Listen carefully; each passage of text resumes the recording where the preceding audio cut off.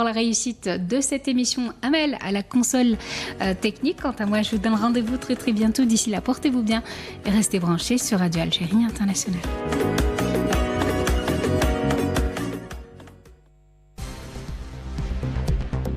With Radio Algeria International, you will not miss a single major political or economic event.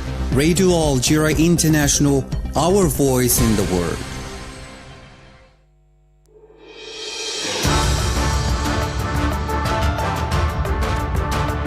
This is the English service of Radio Algeria International. It's time for the news. In today's top stories, President Abdelmadjid Tebboune has received Niger's Prime Minister, Minister of Economy and Finance Ali Mahman Lamine Zain, who handed him over a message from Niger's President of the Military Council, Abderrahman Tiani. Algeria has expressed her conviction of the need for the UN Security Council for an African voice, stressing the need to right the historical injustice inflicted on the continent. As the UN Security Council is meeting today at Algeria's request to examine the situation in Gaza in the aftermath of the deadly attack on a school, the Israeli occupation army has pursued its bombardments, killing scores of Palestinians. Hello and welcome on Radio Algeria International. The President of the Republic, Abdelmadjid Tebboune, has extended his condolences to the President of the Republic of Uganda, Yoweri Museveni, following a landslide on the outskirts of the capital Kampala that killed 24 people and injured dozens of others. President Tebboune expressed his solidarity and sympathy, wishing a speedy recovery to the injured and those involved in the accident. President Abdelmadjid Tebboune has received Niger's Prime Minister, Minister of Economy and Finance Ali Mahman Lamine Zain, who handed him over a message from Niger's President of the Military Council, Abderrahman Tiani. Niger's Prime Minister, Minister of Economy and Finance, has expressed his country's desire to speed up the implementation of joint projects with Algeria. Asya Bikar has the details. This came following his meeting with the Speaker of the Council of the Nation, Salah Goujil, as part of his official visit to Algeria. Je voudrais exprimer le sentiment. I would like to say, in the name of Niger and our head of state, who instructed us to pay this visit to a country with which we share three principal values: friendship, brotherliness and neighborliness, that where we have been well received and honored by the President of the Senate, we have decided to give a new impetus to Algeria-Niger cooperation, and thus we will ensure that our joint projects are launched very soon to be implemented in the best interest of both countries.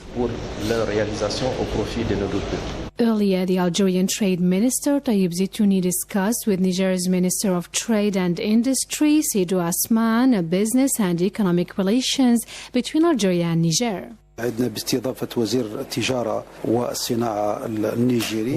were happy to receive Niger's Minister of Commerce and Industry, and it was an opportunity to discuss cooperation as highlighted the two countries' will to boost business and economic relations and to relaunch the frozen projects. We have several economic and business partnerships, like the participation in the Asiha Festival. There is also a project of creating a free trade area in the framework of the free trade area region that brings together Algeria and Niger, as there is an area that brings us together with Mauritania, Mali and Libya. Niger's Minister of Trade, for his part, said his visit to Algeria came to reaffirm the solid and deep-rooted relations linking Niger to Algeria. We came to discuss several activities and everything that serves development in both countries. We have witnessed the interest granted by the Algerian people to the state of Niger. Separately, the Chief of Staff of the National People's Army, Army General Said Changriha, received Niger's Minister of State and the Minister of National Defense, Salifou Moudi, at the Army's headquarters. On the occasion, Army General Said Changriha said this visit reflects the will of the two parties to consolidate security coordination and bilateral military cooperation between the armies of the two countries. He added that Algeria has always been attached to its principles of good neighborliness, respect for the sovereignty and independence of states, and the rejection of foreign interference. This phase, which is as difficult as it is crucial, required from us all to be involved in a strategic vision aimed at creating the right conditions for a sustainable stability. In this respect, and as long as Algeria remains attached to its principles based on good neighborliness, the respect for the sovereignty and independence of states, and the rejection of foreign interference, whatever its nature and objectives. Our conviction is that the internal problems of the African continent can only be solved internally thanks to the capacities of the countries of the continent. Lieutenant General Salifou Moudi, for his part, hailed the convergence of views between the two parties on all security issues discussed during their bilateral talks. Still with the visit of Niger's high-level delegation to Algeria, the Minister of Industry and Pharmaceutical Production, Ali Aoun, received the Minister of Industry and Trade of the Republic of Niger, Seydou Asman, with whom he examined cooperation relations between Algeria and Niger in different industrial activities. Let's recall that Niger's Prime Minister and Minister of Economy and Finance, Ali Mahman Lamine Zain, is heading a large delegation to Algiers as part of an official visit to Algeria. The Secretary General of the Ministry of Foreign Affairs at the National Community Abroad, Mr. Lounes Magraman, has reiterated in New York Algeria's conviction of the need for the United Nations Security Council today for an African voice calling for the need to address the historical injustice imposed on the continent, which lacks effective representation in the Council. Mr. Magraman was speaking during his participation in a high-level debate at the United Nations Security Council entitled Addressing the Historical Injustice and Enhancing Africa's Effective Representation in the United Nations Security Council. Mr. Magraman presented an analysis of the regional and international situation full with challenges and risks threatening international peace and security in the face of almost total paralysis of the United Nations security, which is incapable of putting an end to, or at least curbing, the fait accompli policies and unilateral measures. First, it's imperative to address the historical injustice from which the African continent that lacks an efficient representation at the Council has been suffering. The reason why Africa reiterates its right to secure 2 permanent seats and 2 non-permanent seats with all the required prerogatives. Second, the need for a reform that will restore the Security Council's effectiveness and capacity in the face of the growing threats to peace and security, and to work out a vision that will enable the United Nations body to free itself from polarization in order to concentrate more on its role and missions in accordance with the United Nations Charter. Addressing the Security Council, the Secretary General of the United Nations, Antonio Guterres, has called for urgent reform of the United Nations Security Council, criticizing its outdated structure and the lack of African representation, which he says undermines the body's credibility and global legitimacy.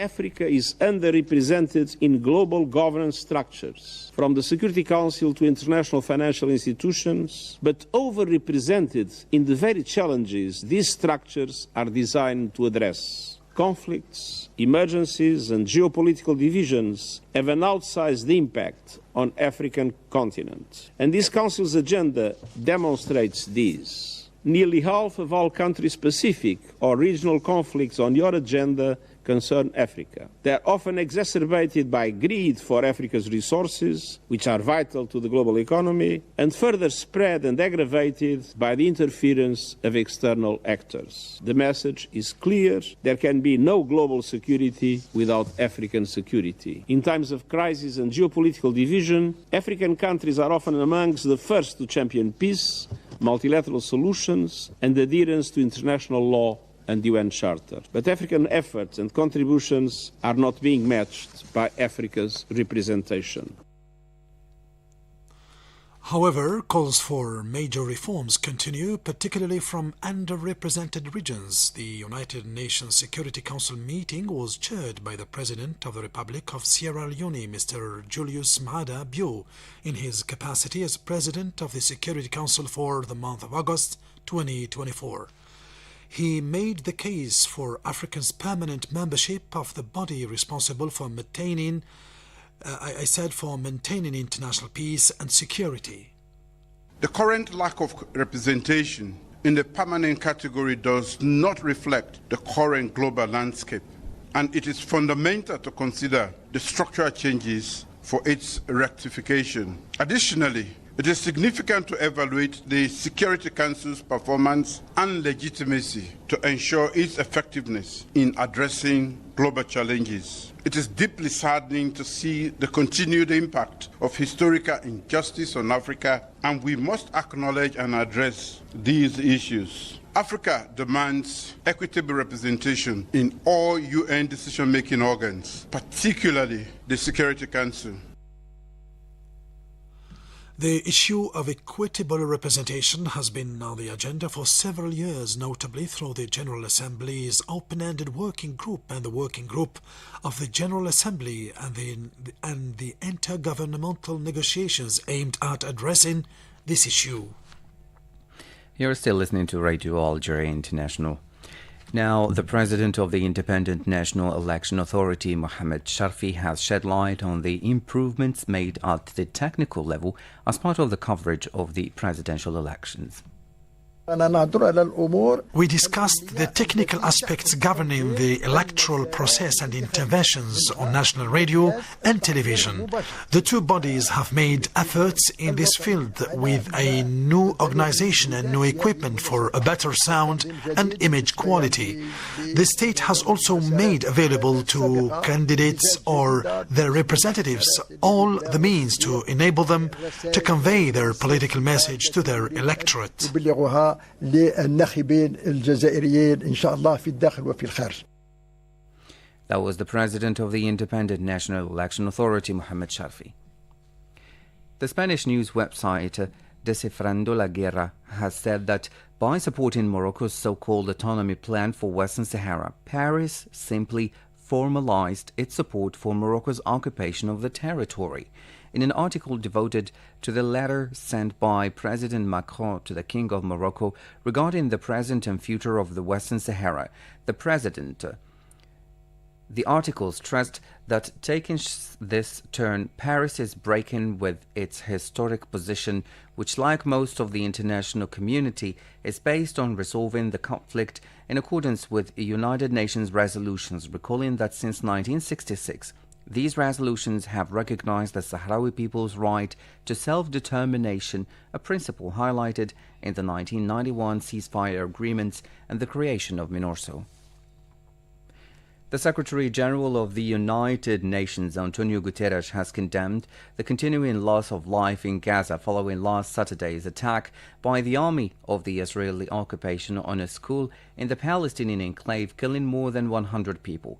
Asked at a daily press briefing about Israel's attack on the At-Tabain school, which is home to displaced Palestinians in the Al-Araj in Daraj neighborhood in East Gaza, the UN Deputy Spokesman Farhan Haq said the following.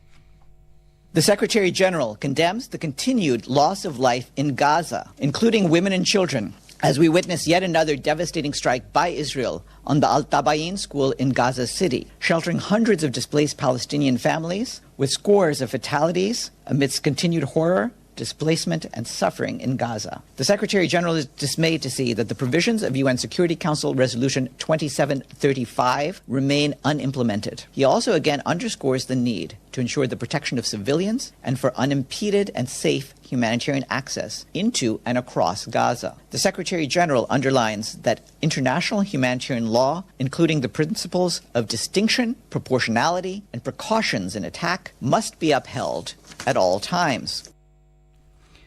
That was the deputy or the UN deputy spokesman Farhan Haq. As the UN Security Council is meeting today at Algiers, a request to examine the situation in Gaza in the aftermath of the deadly attack on a school, the Israeli army has pursued its bombardments, killing scores of Palestinians in various parts of the enclave. Palestinian sources said several civilians were killed in the Israeli bombardments that hit the central areas of the Al Maghazi and Al Bureij and Khan Yunis in the southern part of the territory. Health officials affirmed that only a 3-year-long or longer survived the attack on Khan Yunis that killed all members of the same family. In this connection, Russian President Vladimir Putin expressed concern at the human losses in the Gaza Strip while receiving today in Moscow Palestinian President Mahmoud Abbas. He reiterated his support to the Palestinian people and to the setting up of a Palestinian state. Meanwhile, the UN warned against a serious health emergency in the Gaza Strip, which has been devastated by the 10-month-long war.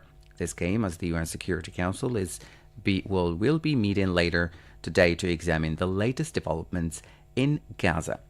You're still listening to Radio Algeria International.